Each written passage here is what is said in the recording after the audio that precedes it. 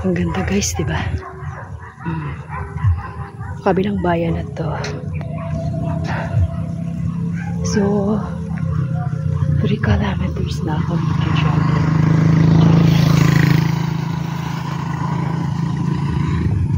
Kaya kita niyan, ang ganda, no? Ayan ang sikat ng araw.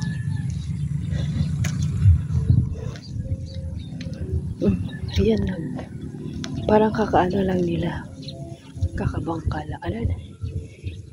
Ang tawag din. Kaka-harvest lang nila. So, alam ko may tanim na siya.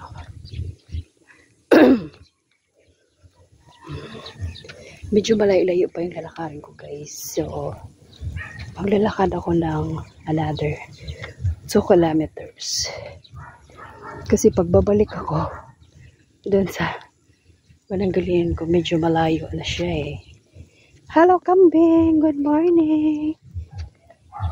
So, diretso ikot na ako.